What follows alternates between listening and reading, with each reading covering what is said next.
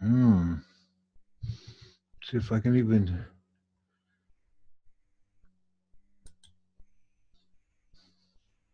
Am I still sharing?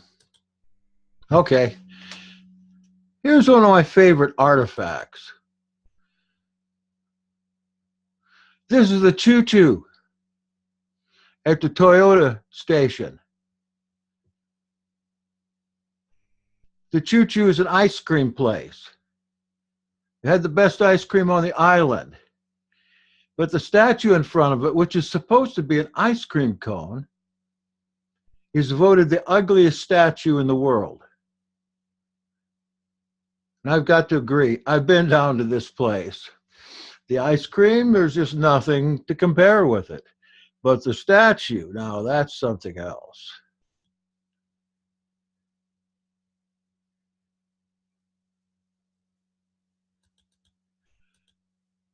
Here's one of our mascots in the Ahad, Dobie Gray.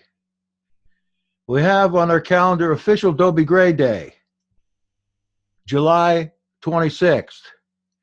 So we'll let you know when it comes up. We always try to have an international event that day. Notice that in this particular video, he's singing in crowd. That's us. Okay, seriously. This is at the top of Masada, the great fortress in Israel, not far from the Dead Sea. One of what, 5 fortresses? 10 emeralds goes to anyone that can name all 5 of them, or say 4 out of 5.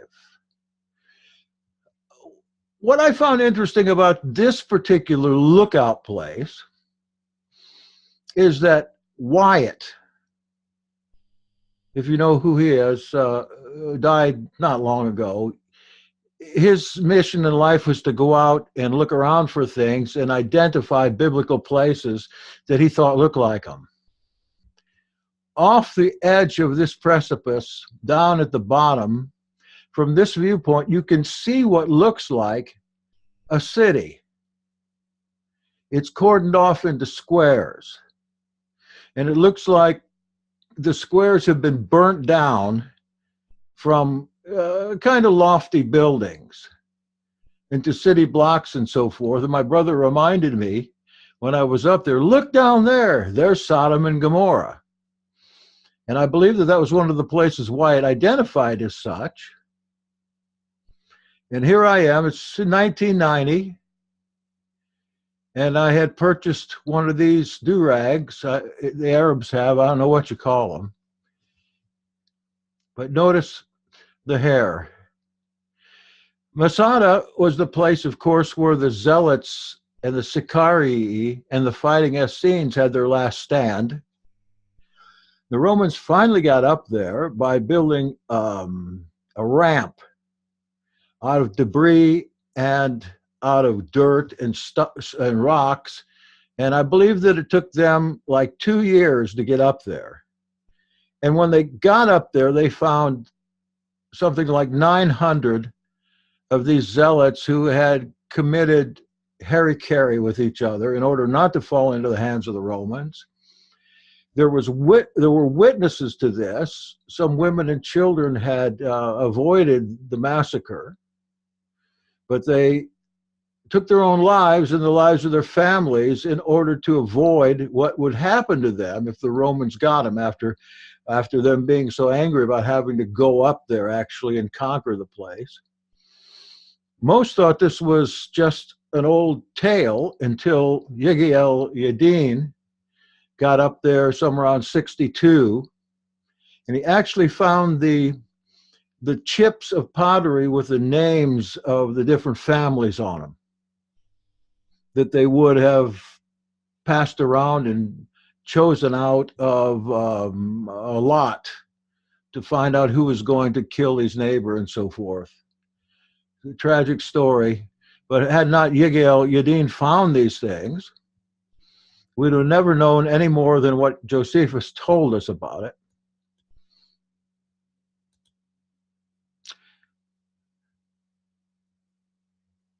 These aren't in any order, by the way. This is a piece from the Habakkuk Pesher. That is the Qumran commentary on the two-chapter book of Habakkuk prophecy. We know there's 3 chapters now, but there was an added chapter on the 3rd chapter is added later. This particular commentary seems to apply to 1st century AD history as we know it from the New Testament. This is the one that talks about the Roman invasion and has characters in it like the wicked priest, teacher of righteousness, the good priest, the spouting liar, etc., including euphonyms for the Herodians, of course, the Romans being the Kittim, and various other groups, and the intrigues that went on between what we understand were the groups of Essenes that today they call Christians. Unfortunately, there is so much out of this, as you can see, that we just don't have the whole story. But for me, this is probably the most interesting of all the scrolls, with the exception of a couple I'll show you in a minute. Habakkuk Pesher. We've got several commentaries on this, both online in YouTube and in our download site. If you have time, this is a good project just to read through it and see who you can identify. We've identified the wicked priest as Caiaphas or Ananus, the priest. The spouting liar, of course, is Paul. Teacher of righteousness being James. The good priest that was murdered would be Yeshua. And the rest of them, they're pretty easy to figure out if you understand the history from that time. Scholars, of course, want to put this as far back from Christianity as possible, some saying anywhere from 100 BC on back. But as we have learned, internal evidence is the best evidence that we have to find out a time period, because if we know the history and we read the text and we can put them together, it's fairly certain that that's what it's talking about. Whereas those of the consensus, they continually try to make this fit into the history as they know it of 1st century BC. And it just doesn't fit. The only place it fits is in the New Testament history.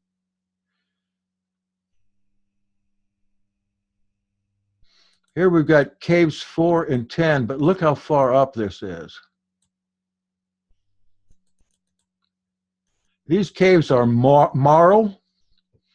They're made out of a very pliable kind of rock, maybe a limestone. You wonder how they got up there. Cave 10, I don't know where that is. But there's another cave called the Cave of Horrors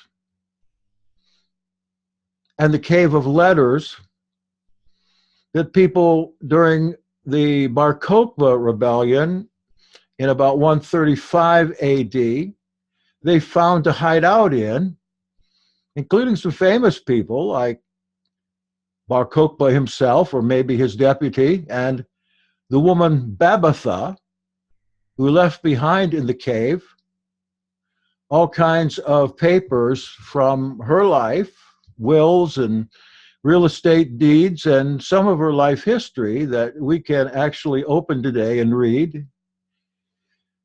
One unfortunate thing about these people is that when the Romans came looking for them, the Romans held up in a cave right below them and didn't know they were in the cave above.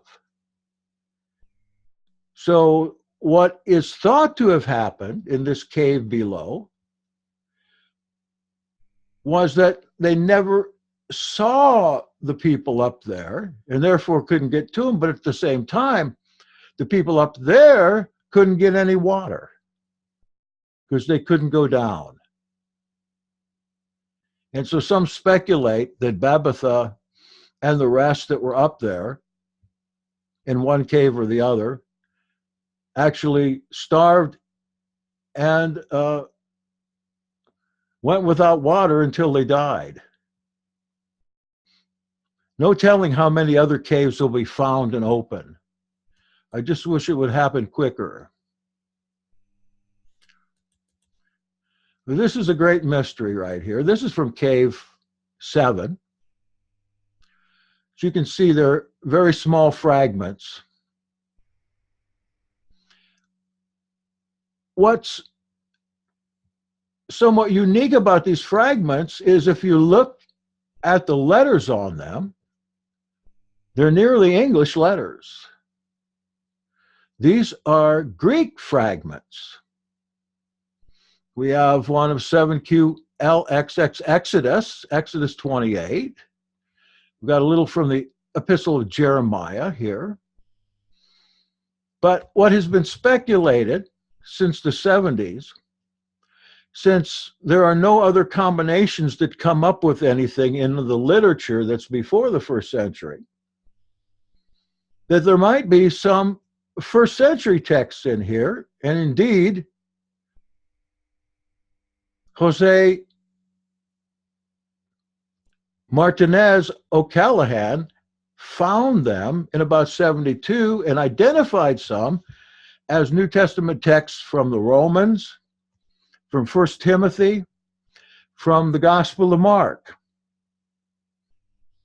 And another exciting thing here is that they came in a jar that had a label on the top, and the label said Roma. They came from the jar, and they were situated around the jar, which of course would lead us to believe that these fragments were either on their way to Rome or had come from Rome.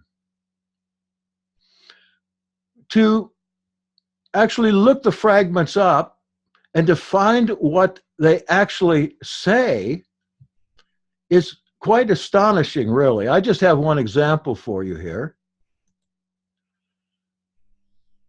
One of the larger fragments comes from this passage.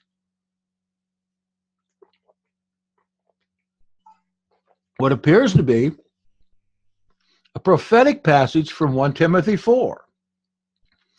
Now, the Spirit expressly says that in the latter times, some will depart from the faith by devoting themselves to deceitful spirits and teaching of demons. Specifically says the latter times. Of course, if Paul wrote this, and it's questionable whether he did, the latter times for him were immediately, within the next 2 decades. Through the insincerity of liars whose consciences are seared. And some of the practices he mentions are those who forbid marriage and require abstinence from foods that Elohim created to be received with thanksgiving by those who believe and know the truth. We have been absolutely pestered this last year with those who require abstaining from certain foods that Elohim created to be received. And as opposite to the forbidding of marriage,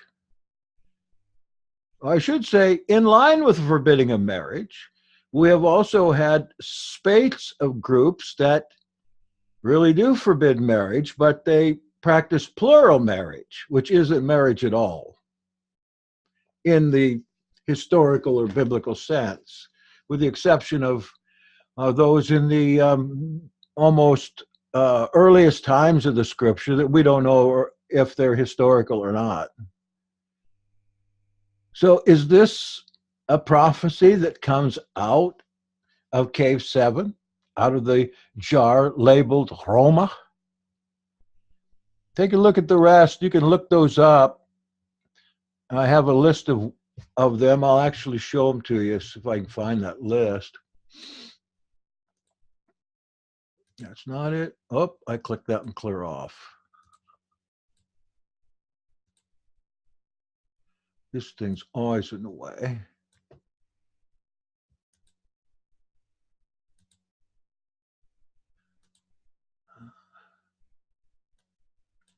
Tomb of Zechariah, probably the one I clicked off. Here's a list of the fragments from Cave 7. Of course, as I said, no consensus scholar will admit to any of these.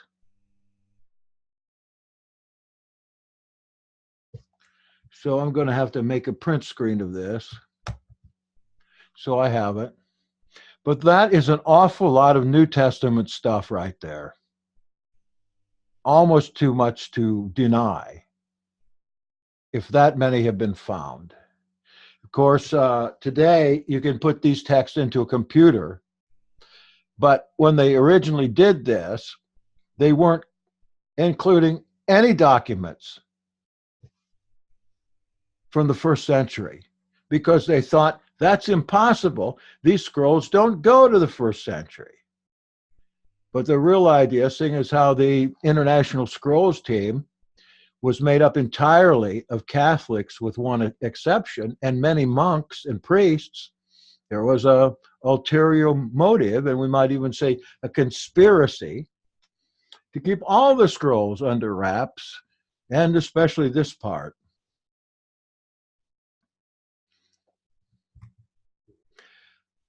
This is the first scroll found in Cave 1. It's the scroll called the Temple Scroll.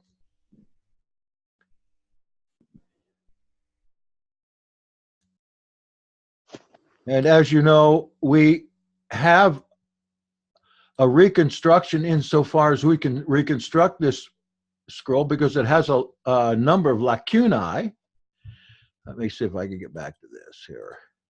Get it bigger. Okay, now I got it. Now it's gone. Okay. Musty old scroll. You can see big chunks of it coming off, but it's probably the most important of all the scrolls. And we actually like this scroll as a previous Deuteronomy or an original Deuteronomy. And we have come to an understanding that the Deuteronomy that we have in the canon of Scripture was greatly cut down by the Pharisees who controlled the temple cult for over 100 years. Took a lot of things out. If you look through the temple scroll, it's a much, much fuller law code than Deuteronomy. So we've been trying for a long time to put this reconstruction of the temple scroll into common English language. We have it reconstructed, and it's all ready to be edited. It's just finding an editor who's willing to spend maybe 6 months on this text. I've got probably a third of it done. If you want to edit something important, this is something you can do.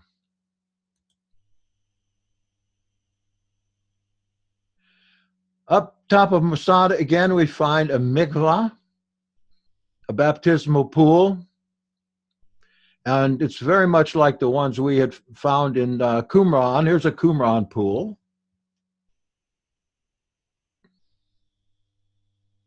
For mikvah, notice it's pretty deep. Looks like 4 feet or more. It wasn't too long ago that James Tabor and some friends of his went to the latrine area at Qumran to see exactly what kind of parasites and germs these folks that lived at Qumran had to deal with. The idea was always that because they took 2 baths a day, which we know are ritual baths, that they were very clean and free from these kind of things. But the analysis from the latrine came out to these people potentially having a huge number of parasites and diseases that they found in there. They attribute this, although these people were known to be clean and taking baths, to the fact that they used the same water over and over again. Because even here, water was of a scarce supply. And in the dry seasons, they didn't have water. And remember, though, there was Dead Sea was right next door, they could not use that Dead Sea water. That was astounding to me. Here we have, let's see, this is a papyrus fragment of the Septuagint. This is the scripture that many of us use as the authoritative Bible rather than the Hebrew. Why not Hebrew? Because the Hebrew we have in our own Bibles, it's only a little more than 1,000 years old. The text that it comes from is only a little over 1,000 years. The King James Version, the text that translation comes from, are only about 500 years old. That is an accumulation of texts, many of which are only 500 years old. The Dead Sea Scrolls, the texts are not complete of the Hebrew writings or the Torah, but we know that the Septuagint, which is a Greek version, is a direct translation into the Greek of the 13th century, or the 3rd century BC, made by the scribes of the house of Zadok for King Ptolemy of Egypt to put into the Alexandrian library, supposedly the greatest library that ever was. So these scribes were given the responsibility to make sure that this translation was as close to the Hebrew as possible before they turned it in. And the letter of Aristeas, who tells about this all happening back at that time, he said that, if I'm not mistaken, I don't know if Marcia's still on here or not, but I think she just read this letter. If I'm wrong, say so. 72 scribes translated individually. And when they put them together to compare them, they were all the same. Which, if they're telling the truth, this version has some supernatural power to it. Of course, at that time, it was Greek that the world read. In Egypt, in Palestine, in Europe, in the East. And look what we find in this old fragment from Leviticus. We've got Yahoo there. This is the Tetragrammaton in Hebrew. I mean, from Hebrew to Greek, it's iota, alpha, omega. We've got alpha, omega in there. The alpha to the omega. We've got the I that takes the place of what we use today as a Y. This character here, the omega, can have one of two sounds, an O sound or an U sound. It's a double O. So we really have Yahoo there. I'll show you a little later version of this in a few minutes when we get there. Some say that the Septuagint never had the name in there, but certainly it was. And this is how the scribes transliterated it from Hebrew to Greek.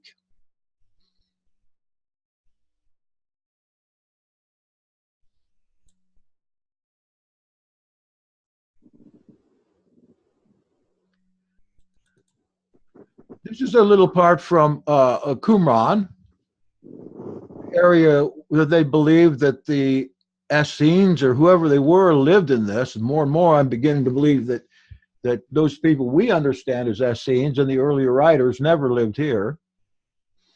I can tell you one thing about this place that my wife and I encountered when we were standing among these ruins at night. We were watching a show up here in the mountains, a light show that somebody was putting on about this whole thing. There were no bathrooms here. So my dear wife had no choice but to go to the scriptorium to try to find a bathroom. Of course, there wasn't any there, and I can't really tell the rest of the story.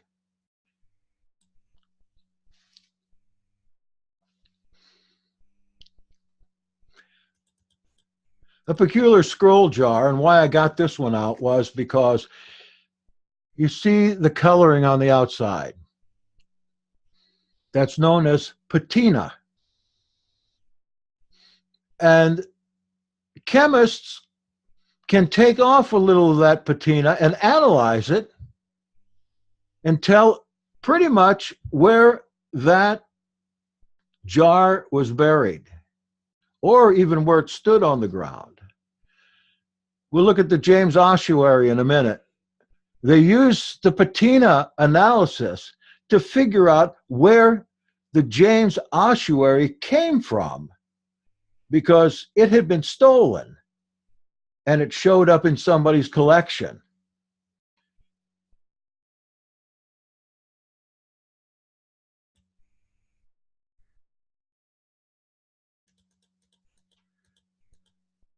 This could be the oldest Torah scroll ever found. This is known as one of the Shapira strips. It was found in the late 19th century by an antiquities seller named Shapira in Jerusalem. Shapira was an Anglican Christian. He converted to Anglican Christianity, that is, Church of England. For a good reason, because his antiquity shop was right down the street from the Anglican Church in Jerusalem. And he was trying hard to get in the upper strata of the community. When this is brought to him for sale, and the people that sold it to him, this is a whole leather scroll. People that sold it to him told him it came from the Dead Sea region. And he kept it for many years because he wanted to be able to translate it and become famous. This story is told by John Marco Allegro, the only non-Catholic on the original Scrolls team. So what he did was he tried all kinds of different dyes on this leather to get the letters to come out. That's why it appears to be black and looks like a steak. And he cut it up, trying to do the same thing. And finally, when he went to take it to the experts in Germany for analysis,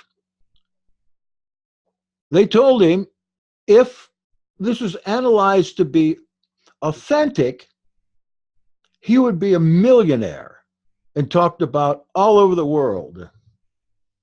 And he took this scroll around, showing it off, different archaeological societies, until one day it all stopped because the German experts said, we've never seen anything like this, therefore it is not authentic. It's not authentic. And Shapira ended up a laughingstock of the biblical studies community, and he took his own life. The Shapira documents, which were in the hands of the German scholars, they were sold at auction as fakes, and they disappeared. This is long before scrolls were found there, or leather scrolls or otherwise. They didn't take much time to decide that they were fakes. But what happened here was that Shapira left behind a transcript of the lettering that was on the scrolls, or on the strips. Let me see if I can find it. Oh, we'll go over here to Wikipedia real quick. I've got a whole page on Shapira strips. Go out, say, to veroyaha.org and put in the search engine Shapira strips, and you'll come up with pictures of them and the transcription. Let's see if I can find it if I turn that off. Oh, yeah, here's my page for it.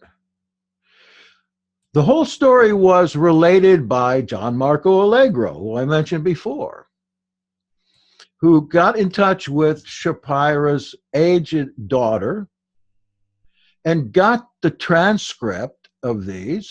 Here's the book, Shapira Affair. It's rare, hard to find. I find one for $8. And Allegro, who is one of the finest translators of the 20th century. By the way, he died under very mysterious circumstances while he was still fairly young. He was hated by the rest of the Scrolls team because he actually got his translations completed in the time he was allotted. None of the others did. The translation gives a Torah, but it's not the Torah that we have. And the commandments aren't 10, but they're 7. See if there's a little bit of this, or am I wasting my time on it?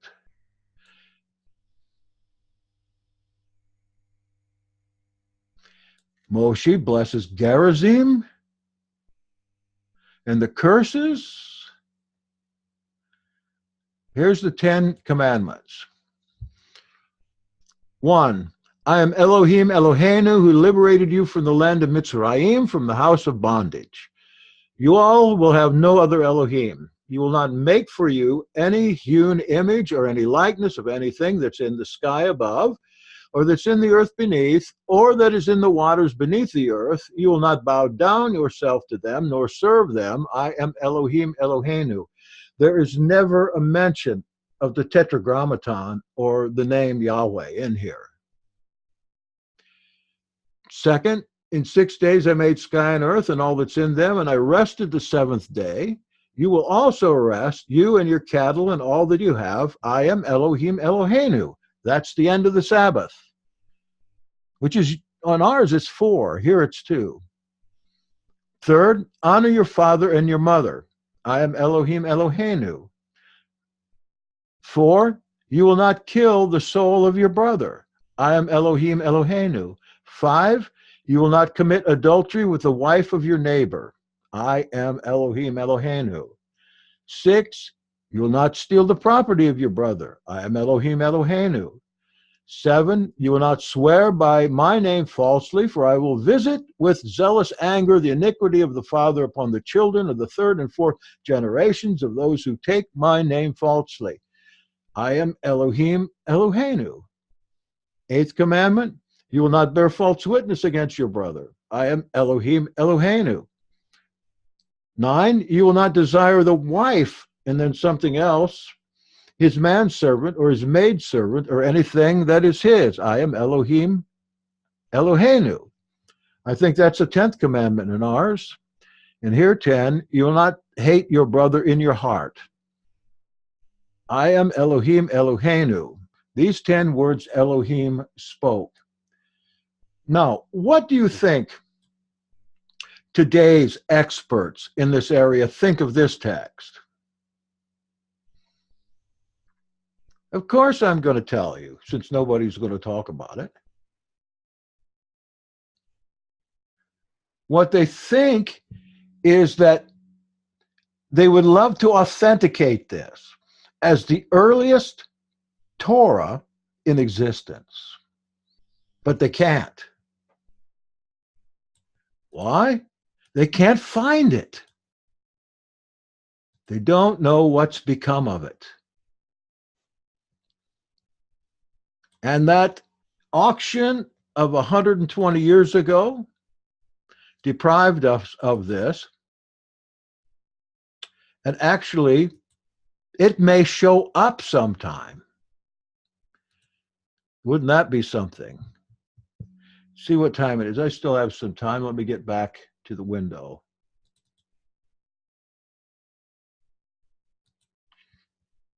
Okay, where was I here? Okay. I found this kind of exciting. It's an older kind of site, but it still is pretty revealing. It's called the Virtual Qumran. And I looked it up. Again, I'm going to go over here and see if I can still find it. Here it is. Can you see this page? I can't tell if I'm still on screen share or not.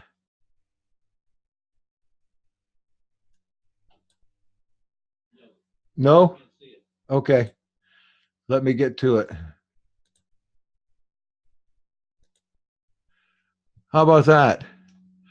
The Orion Virtual Qumran Tour. It's cool. Even though a little old-fashioned, back from 2008, from Hebrew University. Like when you ease over these buttons, it tells you all about the various areas. And it adds in what was there. And if you hit site reconstruction, you get the reconstructed version with the same kinds of, well, these are called, what are they called? Hints. You put them in your website in the same place that you put the links to them. But there's more. We have the aerial photo as well, and the same kind of information of what it looks like today. You can see that was last updated 8/3/2009. It's easy to remember. Just put in your search engine Virtual Qumran. I'm sure there's a lot more to discover there. I would like to get rid of this bar that's right here.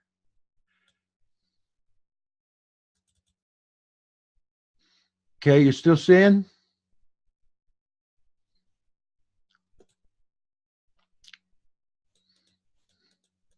Talk about intriguing. This is David Jesselson, the translator of the Gabriel Revelation stone. They call this the Dead Sea Scroll in stone. You can see it's broken here. I got a couple more pictures of it. And the difficulty would be to translate this. A little closer look, and you can see pretty well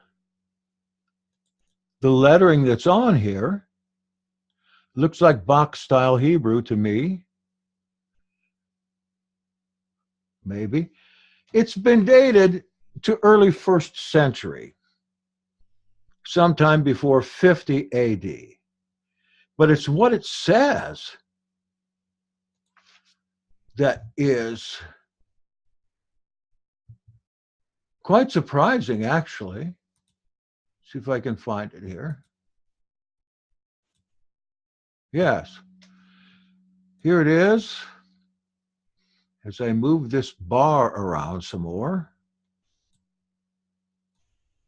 This is on my site again, Bible News. I don't know if you can see this or not, but it's got several newspaper articles on it. But then at the bottom, it has the translation. And there's a little bit I'd like to point out if you can see it.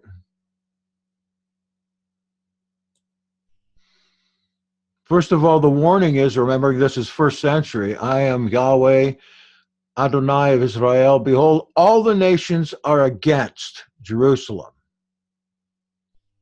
Talks about 1, 2, 3, 40 prophets and the returners and the Hasidim.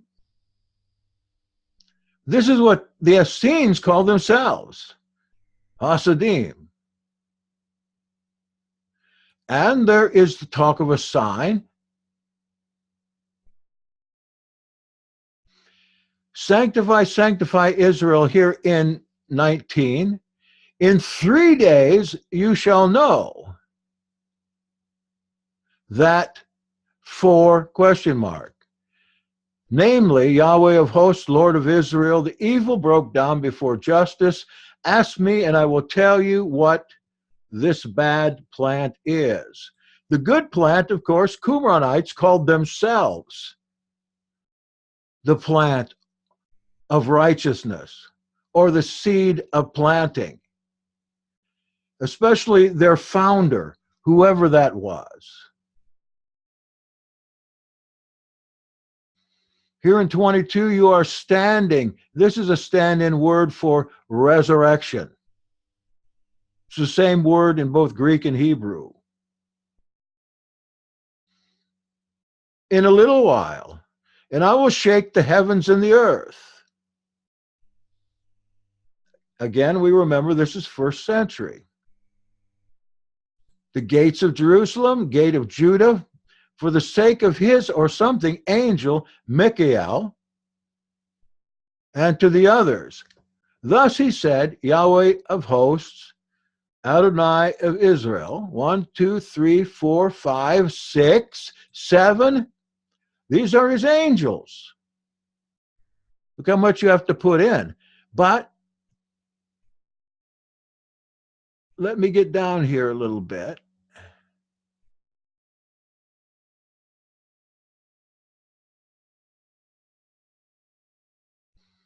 Oh, I can't even find it. Here it is. Who am I? I am Gabriel, the Malak. Somebody will save them from before you. The 3 signs, 3. In 3 days, finally he lets it out what the 3 is about. I, Gabriel,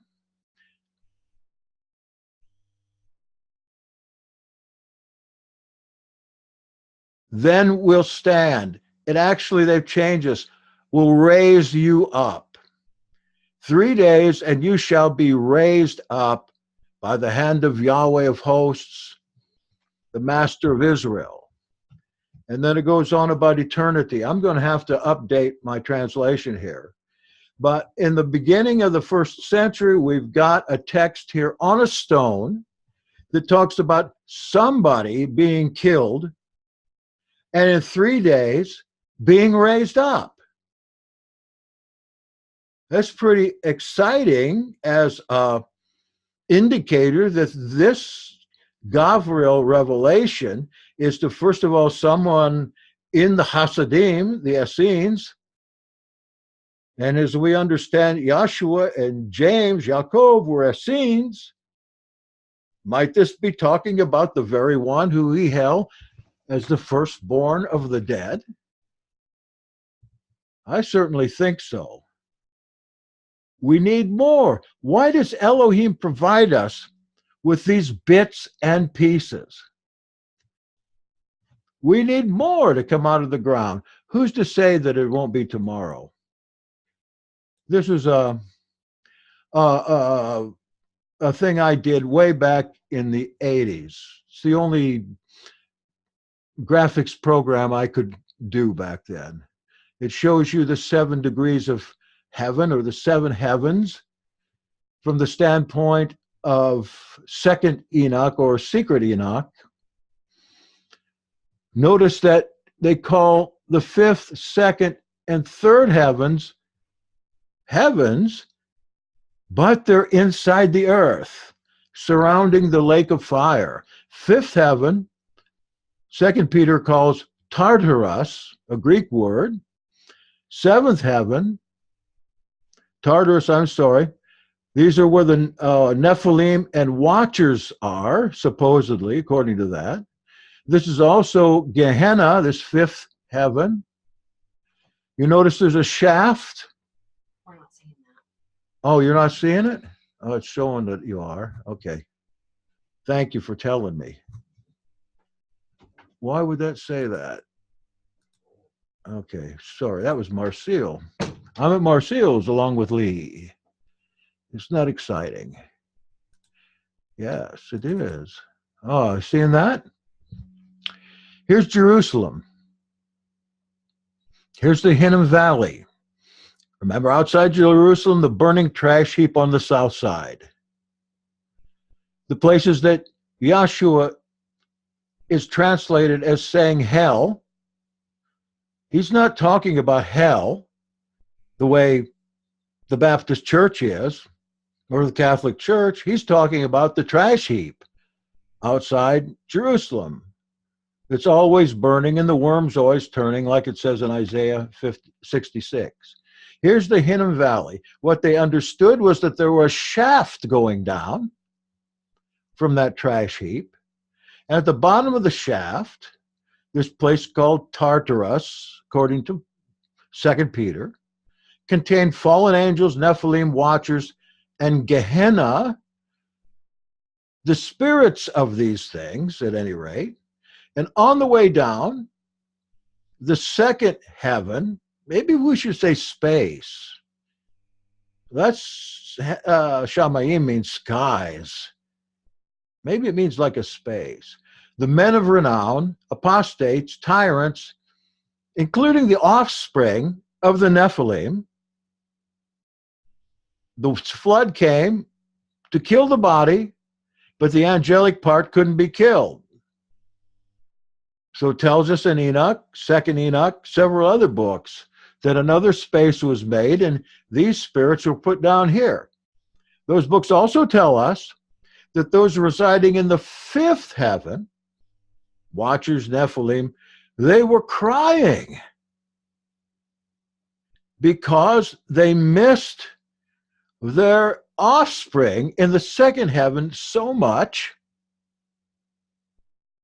even while those in the second heaven, their offspring, had no feeling for their progenitors at all. So that they've always be separated by a space. And if some Abaddon or Apollyon actually goes down this shaft and opens it up, both will come out. Because the woes from the fifth heaven, the first place they're going to go is over here. And let them all out here. I know that it's mythology, but it certainly seems to point to something very real today. Here's the lake of fire. You can see it's close to both of these places that could break through. In fact, it's right on the border of the second heaven. Can you see it now? Yeah, what's that? Oh, so I can tell? Okay. And this is the river Styx, or something equivalent to that. Inside the river Styx, in the third heaven, is Hades. On the inside, immoral sodomites, exploiters, idolaters, magicians, and the ungodly. But on the other side of the river Styx,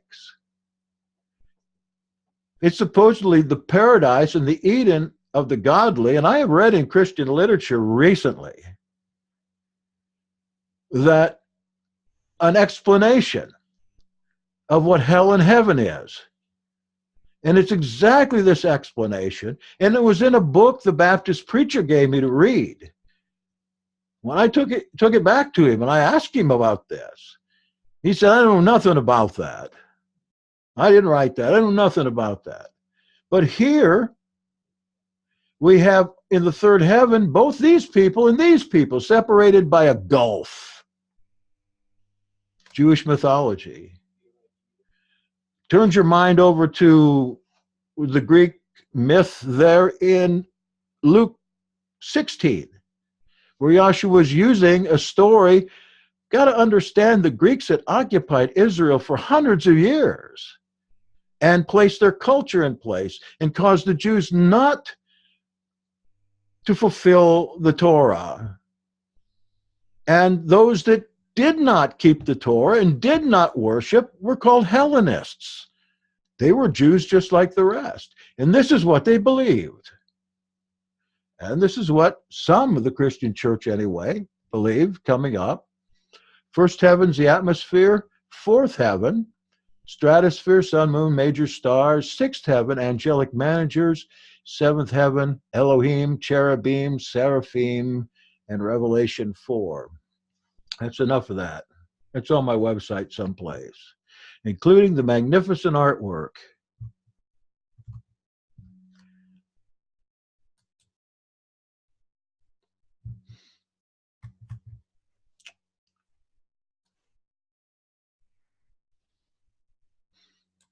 Okay. Share screen. Yeah, time's about up here. It is up, but I'll just do a few more.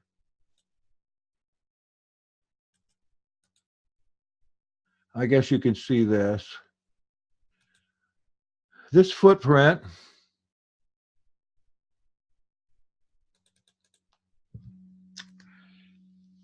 in Ein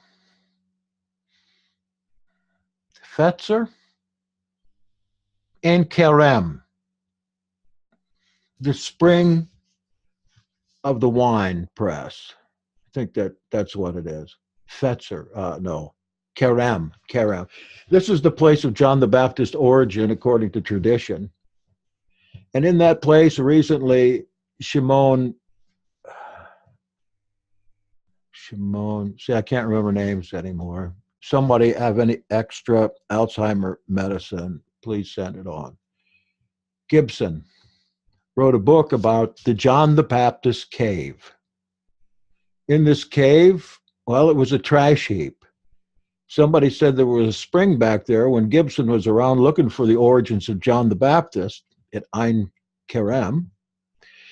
And Shimon Gibson dug this trash heap out, and he found a cave behind it with 4 feet of soot in it after he got all the trash out. And then he dug all that out.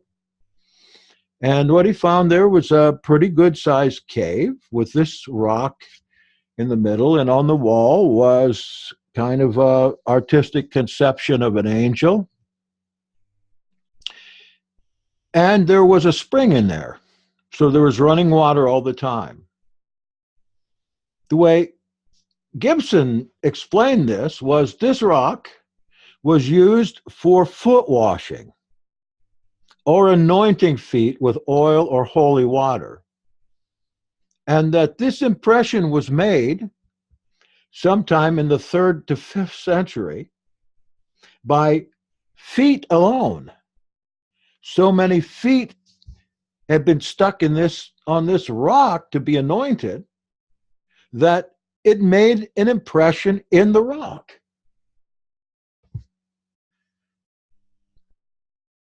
I don't think I have any more of a picture of that cave, but you can look up the John the Baptist cave, or you can go to Variahot and get on the search engine. You get all this stuff, information I collected for years. Speaking of John the Baptist, these are Manichaeans of about 100 years ago in Ctesiphon. Ctesiphon is the capital of Parthia and Persia during the Roman time. I don't know what it's called now, probably the same thing. The Rome conquered Ctesiphon, and then the Parthians conquered it back. It was always fought over during the Roman wars. And these are followers of John the Baptist, Manichaeans. They have their own scriptures. They hate Yahshua. They say John is the Messiah, and their scriptures are quite unusual. And there you can look them up. I'll end up with this one. Yeah.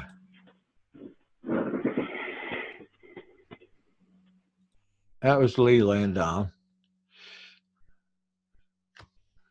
Back in the 80s, this was found on the shores of the Galilee, right down the shore from Capernaum, Capharnaum, Nachum's helmet. This is the exact description, it comes in the exact description of the boat that Yahshua used, and right down the port from it, buried in mud.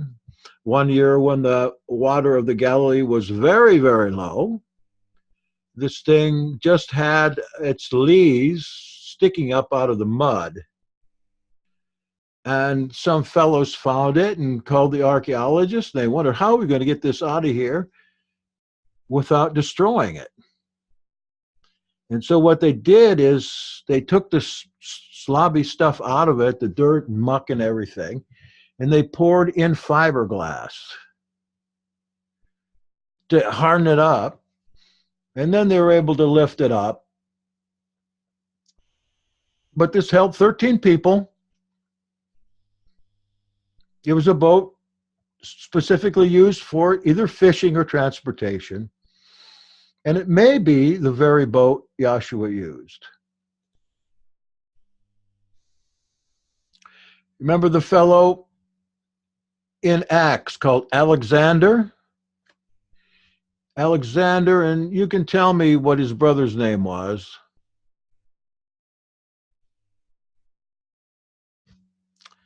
This is Alexander, the son of Simon the Cyrene, the ossuary, the bone box.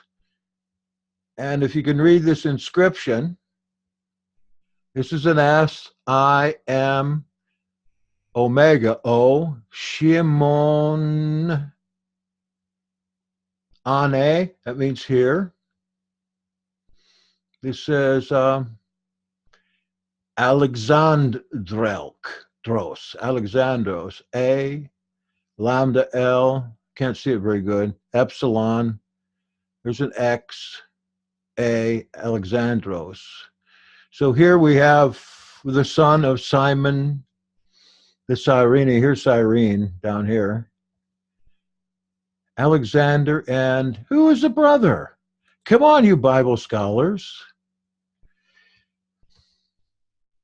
I'm going to give it up here. An hour's gone by. And if you like this, we can take it up again sometime. Let me know if you want to. If it's too boring, that's okay too. What I have coming up here, just for your information, is the sacred name in the patio tomb and Pantera's gravesite and Philip's tomb, verified. The finding of the Gospel of Thomas, the golden emerald that was found, the Mandylion, Zizania, that is tares, a polydactyl, person with 6 and 7 fingers, Popea Sabina, the bread stamp with the tax stamp for bread in the 1st century, and the mark of the beast. You may wonder what that is. This is the verified mark of the beast. Don't worry. That mark of the beast already happened. There are plenty of them now, and I'm afraid most of them are already on us. Let me take a look at if there's anything on chat. The title of what in chat? Can you put the title in chat with author's name? What are the Noahide laws? There aren't any. That's my answer. All right. I don't know what book it is, but if you want to email me, I'm veryahad@gmail.com, and thank you very much for coming. Now I'm going to drink some more water, and I hope you'll go get yourself a nice iced tea tonight. Or maybe a little glass of wine, a piece of cheese, a morsel of bread, and a Twizzler.